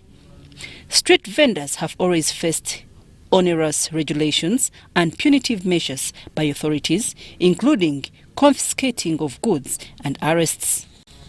The imposition of local and national lockdowns to contain the spread of COVID-19 is threatening the livelihoods and survival of vendors and their families in some places. Kafyu nga tuyisa bubi obudde bwe tukoleramu obudde bwe luli twatandikanga ssaawa 10 nga tunyuka ssaawa 4:05 sinakindi n'omukaaga naye kati ebiseera byatuuka ng'emmamba bagirya kyamisana nga buli omu abeera mu dduka era byatuyisa bubi nnyo kafyu yatuyisa bubi nnyo lwa nsonga ng'ebyennyanja bisigalawo ebyennyanja biddibya nga si enkola gye twalinga tukolamu olw'ensonga ya kafyu. Transport ekintu ekyo kyatukosa nnyo kubanga ffe abasinga twalekawo famire zaffe ne tujja ne tusula mu katale. Tuza tusobole okubeera wano okulwa transport eyali teriiwo entambula nzibu ne tubeera nga tusula wano mu katale ne kibanga nakyo kyatunyigirizaamu. Mukene yagwa ebbeeyi olw'okuba baasiba obutale n'amakubo ne bagasiba mukene nga tutunda layisi nga tetulina kyetufunamu. In cities where unprotected informal workers form a large workforce, development processes should prioritize efforts that secure their livelihoods, guaranteeing their social, political and economic rights and involving them in dialogues should be central to a COVID-19 recovery strategy. Vendors have previously been a common feature along Uganda's highways, taxi and bus parks and strategic corners in urban centers, but the advent of COVID-19 has been injurious to otherwise vibrant business. French teachers want government to pay them for their services after what they are calling a long time of volunteering. They note that they have been teaching at all levels of education though not fully appointed by government. French tutors from different institutions of higher learning across the country have appealed to the government to address key challenges affecting the French education. The teachers who are undergoing a training program in Kampala claim they are rarely appreciated, and yet they play a critical role in transformation of society. And then also you also find that as teachers or as instructors in the institutes, you find that we are not appointed by government, and there is no code that I think caters for us. That is what I would say, because I personally did interviews in 2019 in June, but up to date I have not received my appointment. Now, for us people who teach French, when we go to find the work, we are challenged on ground. You go to an institution, they tell you, you've come here, but for us we don't have French. Yet, the ministry has posted you. You have been trained to teach French. While at the college, they don't tell you that there is a challenge on ground. Now for you to take it wholeheartedly, now when you reach there on ground, you are challenged. You move, they say we don't need your services. The Deputy Executive Director, Uganda Business and Technical Examination Board, Dr. Wilfred Nahamia, says that French is key in transforming many sectors, including tourism. It is in the curriculum with Kiswahili, which is studied up to second year. Then French should also be studied in the diploma certificate program, also up to second year. Increase the modules so that they can know more French, which is very, very key, more so in programs that do with deal with hospitality, tourism, if you want to attract more tourists in the hotel sector and in other areas, if you want to order equipments, vocational equipments and so on, then the graduates should be able to have those basic French that can allow them. So we've taken a note of increasing modules of French. The training workshop aimed at equipping French teachers with modern skills befitting the current market demands. So we have invited teachers of French in tertiary institutions who teach French for technicians, French for hotel and catering, French for tourism, and French for specific purposes has specifically changed because technology is changing. So that is why we need to work with these teachers to make them up to date so that they can teach a French which is also relevant, which is competence-based.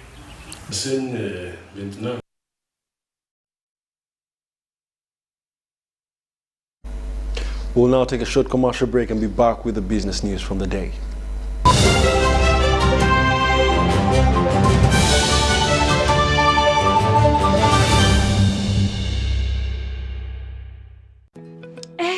Everyone is talking about MTN shares.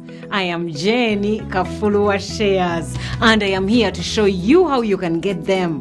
First, you need a Securities Central Depository account, or SCD account in short, and you can open one right now using MTN Momo. It's free of charge. Just get your phone and your national ID, and let me show you how. Now, why do you need an SCD account? Well, because every time you get shares in any company, well, including MTN, your shares are going to be kept in this account. But this is not a bank account, and you don't need to go anywhere to open it. So is your phone and your national ID ready? Good. Let me show you how to open your SCD account. First, dial *165*65# or use my MTN app. Then select option 1 to submit SCD account application.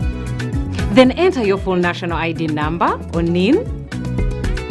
Next, select your preferred stockbroker and then choose option 1 to accept the terms and conditions. Lastly, enter your mobile money PIN and wait for confirmation, which you will receive on SMS. Oh, by the way, stockbrokers are the people authorized to help you buy or sell any listed company shares, so you need to choose one. That's it. Once you have your SCD account, you're ready to start applying for your MTN shares for as low as 100,000 shillings for 500 shares.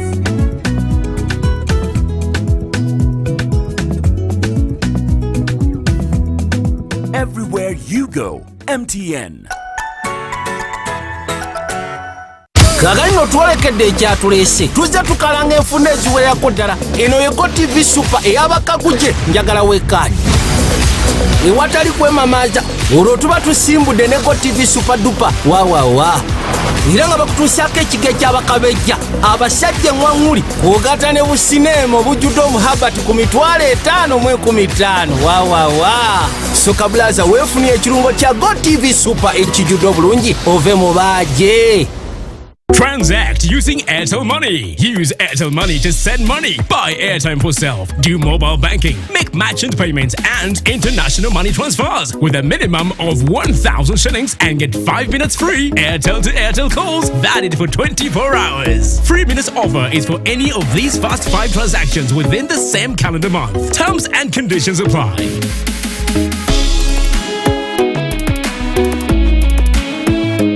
Airtel Money. Simple, secure, borderless. Raising voices. I feel happy when my father spends time with me. I hope all fathers will like my father. I want my father to reach out to all fathers. He knows how important it is to be a good father. I promise to help my father inspire other fathers to change. In this time of COVID, what is your promise to the children of Uganda? Because a violence-free childhood is everyone's right. Raising voices. Grow together with one of Uganda's largest companies. Apply for MTN shares for as low as 100,000 Uganda shillings. And when you apply using MTN mobile money, you get 10 free extra shares for every 100 shares you apply for. Dial *165*65# or use the MyMTN app to apply now. The terms and conditions of the offer and other important information are set out in the prospectus. For assistance, visit any MTN service center or Stanbic Bank branch countrywide or a licensed broker.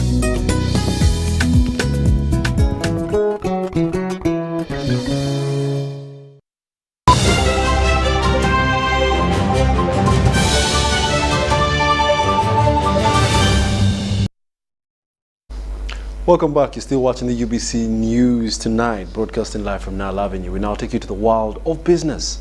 Government is laying strategies geared at leveraging the African Continental Free Trade Area for economic prosperity. This was disclosed at the wrapping up of the 3-day national dialogue on the African Continental Free Trade Area on the theme Unlocking Uganda's Potential in the AfCFTA. The African Continental Free Trade Area, the world's largest free trading bloc, presents an immense business opportunity for Uganda. The hybrid national dialogue on the African Continental Free Trade Area gave a clear picture on the challenges and opportunities of a wider market for the locally manufactured products. Because there is evidence that investment in production of goods and services can effectively be led by the private sector if government creates an enabling environment for them to thrive. With a niche in agriculture, Uganda has the potential to reap big, but this will not come on a silver platter, argues David Bahati, the State Minister for Trade. We have a GDP of 3 trillion. That is what we are talking about. So whatever you are producing, don't produce in a very limited. Change your mindset. Change the orientation to focus on the continent. Emphasis is placed on improving production and competitiveness in the manufacturing sector while building a robust and integrated value chains in agriculture, tourism, mining sectors with a focus on integrating local economic actors. Production must be increased to match what the market requires. If I may put it this way, we must remove peas and trade from international trade. Say that I will produce, consume part of this, what remains, I look for a market for it. No. African countries should consider, in addition to African Continental Free Trade Area trade agreement, to support immediate trade facilitation measures like quick wins, prompt continental customs, clearance, rapid implementation of WTO trade facilitation agreement, and more fundamentally address facilitation along corridors. However, there is a query on the country's capacity to unlock its potential in the trading bloc when wrestling with high cost of money and a banking sector cautious about taking risks. Finances are very, very, very costly. If you are talking about an interest of 18 And my colleague said that most of the manufacturing loans are short-term loans at 18-20%. Let's run away from the tendency of just saying that banks are overpricing. Banks are pricing risk that they see. After a severe impact on regional and international trade by the COVID-19 pandemic, the African Continental Free Trade Area could be one good way to bring back the perspective, positioning the prospect of recovery in homegrown solutions by giving exports a significant boost. Luero District Local Council 5 Chairperson Erastus Chivirango has devised digital tax collection means in order to ease loss of revenue. Now Chivirango says that the tax loss due to the corruption isn't helped by the coronavirus pandemic that has disseminated revenue collection avenues. The effects of the coronavirus pandemic continue to pile, with the Luero District Local Government registering several revenue losses that are likely to continue. The district also faces many cases of revenue deficit, which they plan to address through digital tax collection. A number of industries or factories being started in Luero. If we can have that database of the workers who are in the factories, that one alone can be a source of revenue. There is revenue, of course, from checkpoints, though tenderers can mainly quote amounts that they wish. I think we are going also to ascertain whether that's the exact money they get, because now it is under them to quote how much they are giving us. We are going to look at it. The district leadership calls for government intervention to bridge the revenue loss due to COVID-19, while also improving service delivery and also help address the rampant land grabbing. Ekiwandiiko tekifunda ate tekiwumba. N'ebintu byaffe bingi bigenda kukoma mu kkubo ebirungi olw'abantu obbikubira obukubiza amasimu ne babireka awo. Luero District preliminary resource envelope and indicative planning figures for financial year 2022-2023 amount to about 62 billion Uganda shillings.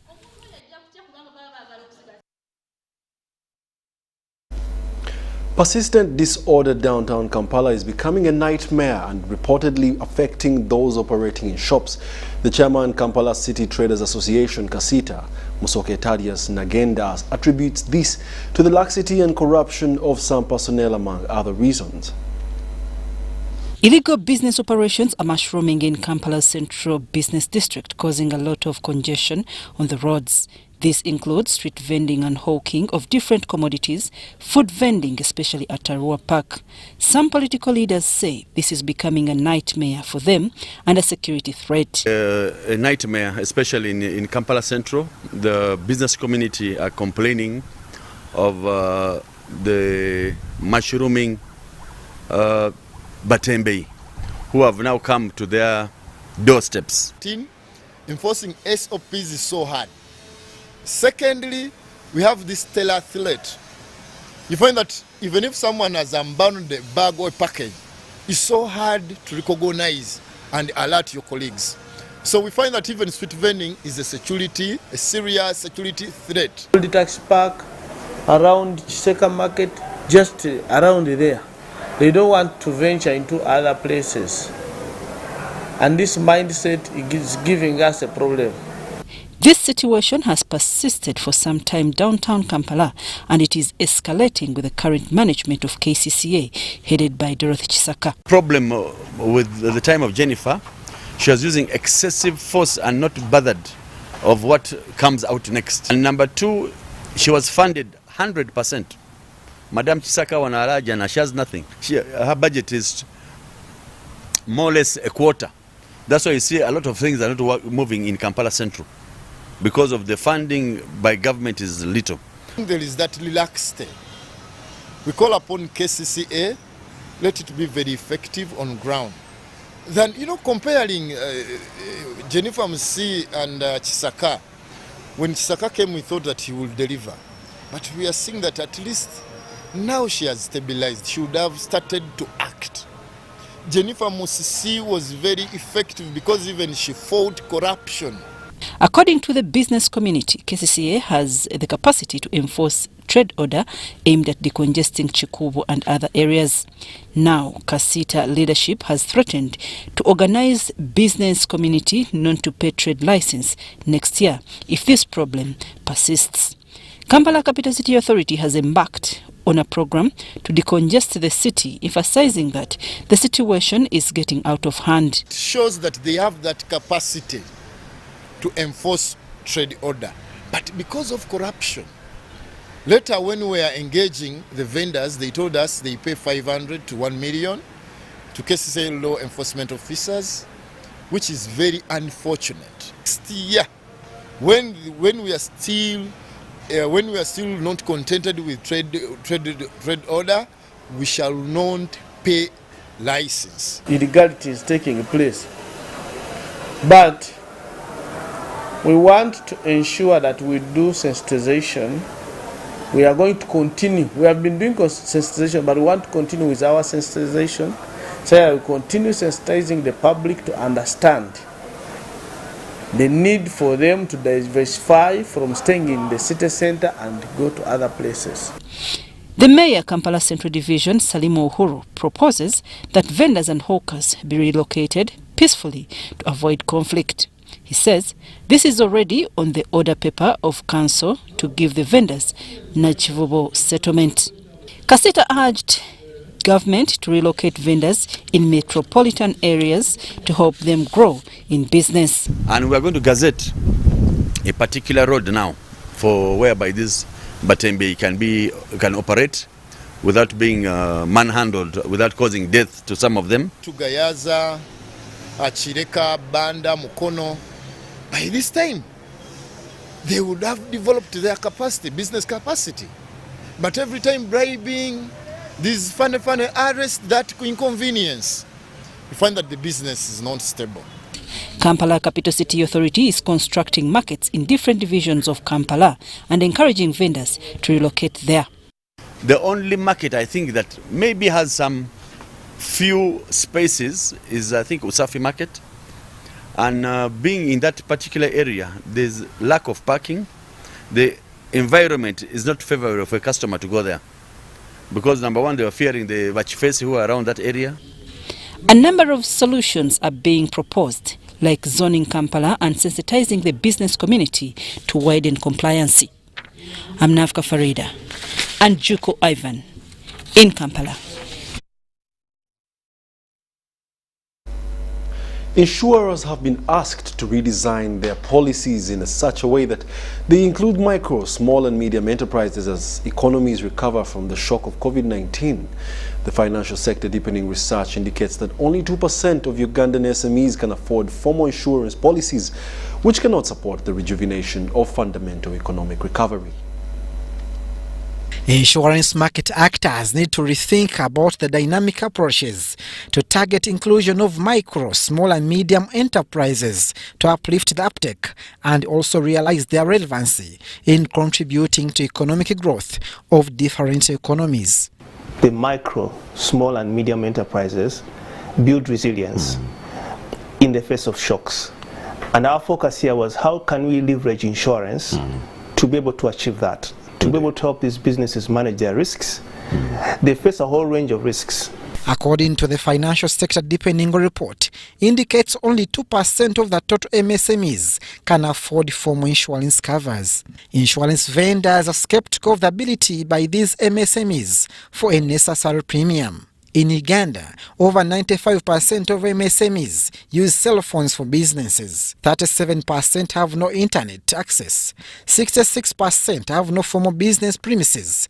60% are not banked. 55% use mobile money. These and among other challenges hinder their inclusion in the current state of insurance market. But also they have issues around supplies, issues around operations, and there are a whole range of risks that they face along the way. And it was very clear that during the pandemic that most of these MSMEs were actually caught flat-footed because their operations literally came to a standstill. MSMEs are usually underlooked by banks and insurers and target large corporate businesses, and even other alternative financial institutions cannot meet the needs of these small businesses. These businesses are perceived to be with direct exposure to risks. And the risk exposure makes the insurance policies or insurance premiums very high.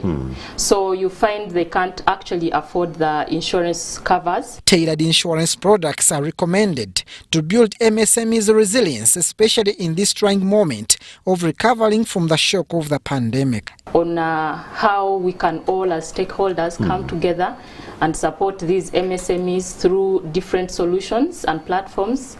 For example, like the digital platforms, which also helps them keep the records. In many African economies, the potential for the inclusive insurance markets is significant.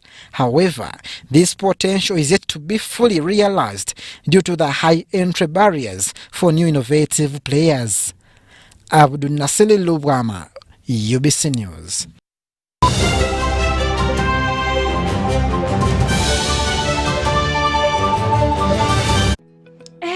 Everyone is talking about MTN shares. I am Jenny Kafulua Shares, and I am here to show you how you can get them.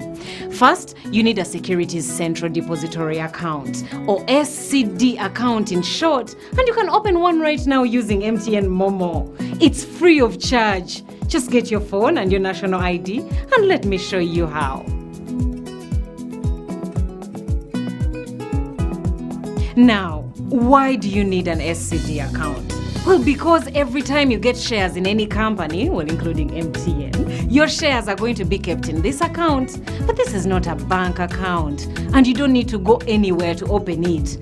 So is your phone and your national ID ready? Good. Let me show you how to open your SCD account. First, dial *165*65# or use my MTN app. Then select option 1 to submit SCD account application. Then enter your full national ID number or NIN. Next, select your preferred stockbroker and then choose option 1 to accept the terms and conditions. Lastly, enter your mobile money PIN and wait for confirmation, which you will receive on SMS. Oh, by the way, stockbrokers are the people authorized to help you buy or sell any listed company shares, so you need to choose one. That's it. Once you have your SCD account, you're ready to start applying for your MTN shares for as low as 100,000 shillings for 500 shares.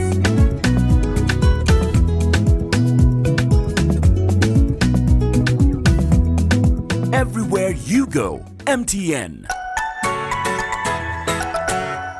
Kaganyo twalekedde ekyatulese tuzze tukalanga enfunda eziwerako ddala eno yego TV Super ey'abakaguje njagala wekaani ewatali kwemamaaza olwo tuba tusimbudde ne Go TV Super Duper waawawa era nga bakutuusyako ekiga ekyabakabejja abasajja eŋŋwaŋŋuli kw'ogatta ne busineema obujjudde omuhabati ku $5,015 waawawa soka bulaza weefunye ekirungo kya Go TV Super ekijjudde obulungi ove mu baaje.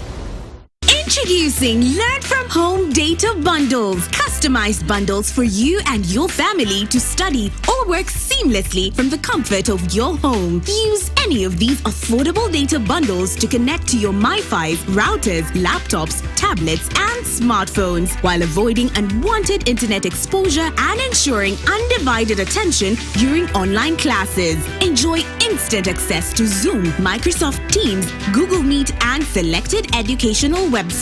Dial *175# to buy your Learn From Home bundle today. Airtel, the smartphone network. Terms and conditions apply.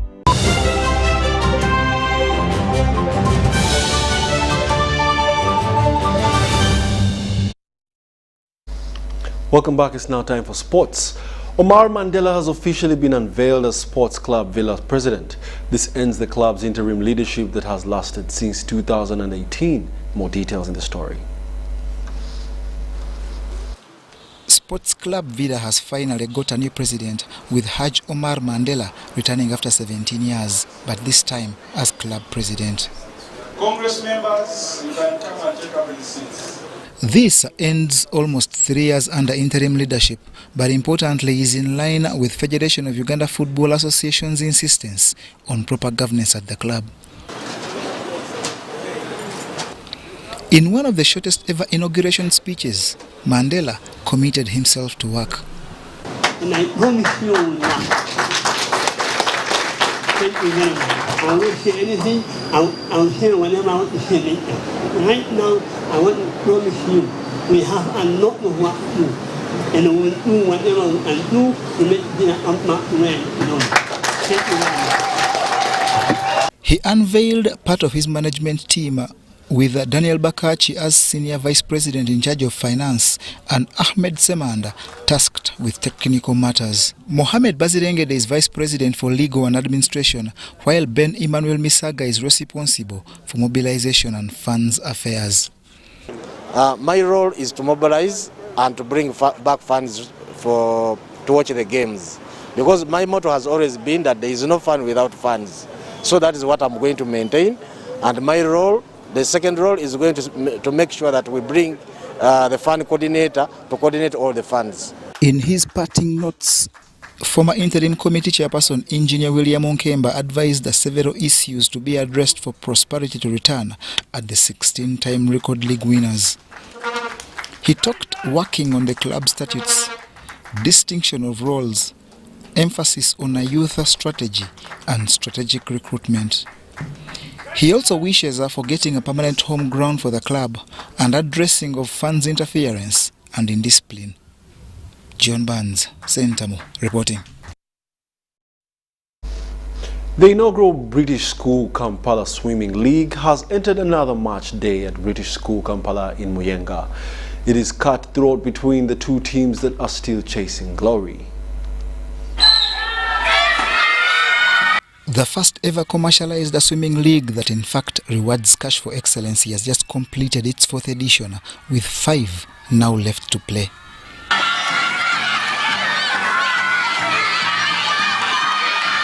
The league is a contest between two teams, Colts and Talons, but is turning out to be beneficial with all that have embraced it, including parents, left impressed.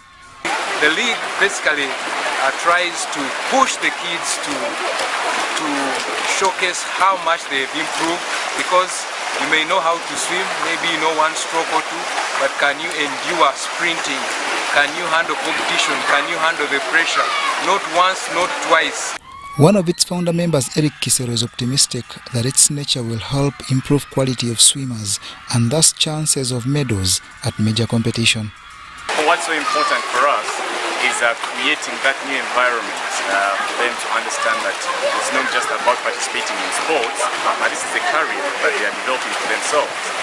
One of the best ways to improve sports in any institution, in organization, in a country is going the commercialized way. So these athletes start looking up to something.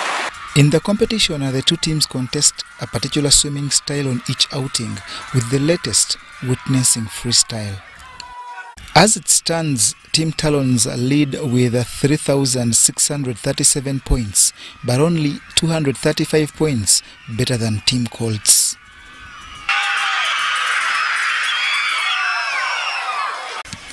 The individual players' log is bossed by Colts Tara Kisauzi on 820 points, while Abigail Mwagali of Talons is second with 772.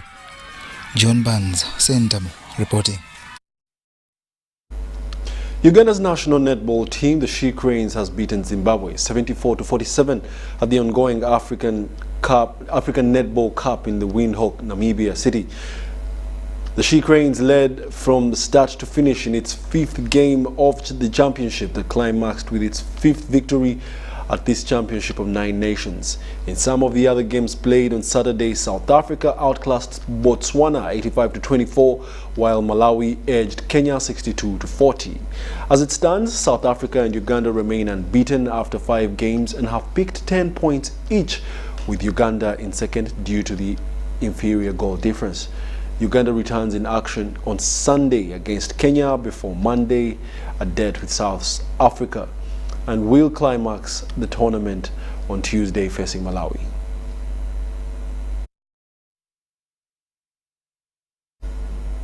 Former Footballers Initiative has come to the rescue of ailing former Uganda Cranes player Samuel Becca Kasigwa. Kasigwa is suffering from several ailments including brain tumor, high blood pressure, stroke and severe back pain. The 87-year-old Samuel Becca Kasigwa was a joy to watch and played as a forward for the Uganda Cranes. He is fondly remembered on the Uganda Cranes team that toured Europe in the 1950s and played barefooted against many English clubs. The only surviving member of all his contemporaries is now living a lonely life with a combination of ailments like brain tumor and stroke taking their toll.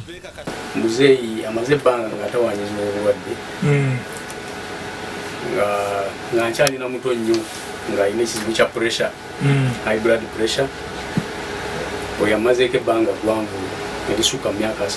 These have left him in high demand of help to get medication that has been aided by Former Footballers Initiative that has delivered to their colleague an initial 65,000 Uganda shillings kitty. Pastor Paul Musisi is the Former Footballers Initiative president that was formed a few years ago purposely to cater for colleagues after football. Tukyafaayo nnyo okulaba nti abasambi abagusambako babeera mu mbeera eyeyagaza etya nga tukola awareness. Awareness mu Luganda kiki? Okubanga nga tutegeeza okusaasanya amawulire agafa ku bantu abagusambako. Siffe twandikibadde kitukola yandibadde Ministry of Education ne munnange naye eyambibwako. The initiative normally aids those in need of medical assistance, but also offers education opportunities to their disadvantaged colleagues' children. They also initiate startup projects for their colleagues to enable a source of revenue and employment. John Barnes, Centum, reporting.